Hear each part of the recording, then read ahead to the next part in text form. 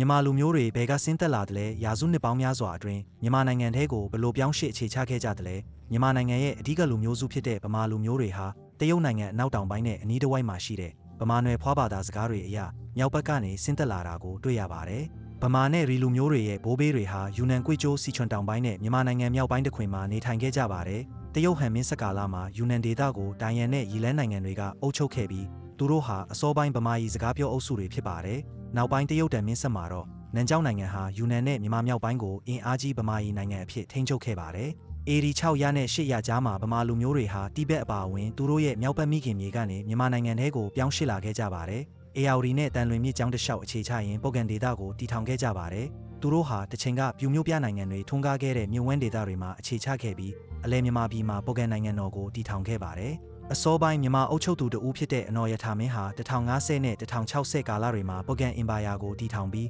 အေယာဝတီမြစ်ဝဲနဲ့ပတ်ဝန်းကျင်ဒေသတွေကိုစုစည်းခဲ့ပါတယ်။1100ပြည့်နှစ်တွေမှာတော့မြန်မာဘာသာစကားဟာအေယာဝတီမြစ်ဝဲအထက်ပိုင်းမှာပြူရင်ကျေးမှုနေရာမှာအစားထိုးလွှမ်းမိုးလာခဲ့ပြီးတောင်ဘက်မြိတ်နဲ့တနင်္သာရီအထိပြန့်နှံ့သွားခဲ့ပါတယ်။ဗမာအုပ်စုတွေဟာ900ပြည့်နှစ်တွေကစပြီးအနောက်ဘက်ရခိုင်ဒေသထဲကိုလည်းပြောင်းရွှေ့ခဲ့ကြပါတယ်။နောက်ပိုင်းမှာပုဂန်နိုင်ငံတော်ရဲ့လက်အောက်ခံဖြစ်လာပြီးအချိန်ကြာလာတာနဲ့အမျှတီးခြားရခိုင်ရင်ကျေးမှုဝိသေသတစ်ခုဖြစ်ပေါ်လာခဲ့ပါတယ်။အရှိတောင်အာရှသမိုင်းကျောင်းတွေအတွက်ဆက်လက်စောင့်ကြည့်ပေးကြပါဦးကျွန်တော်ဖန်တီးသူဒီနေ့ပါကိစ္စမှုကိုတက်တက်အေးအေးစီချက်တေလုပ်ပေးဖို့မမေ့ပါနဲ့ဦးခင်ဗျာ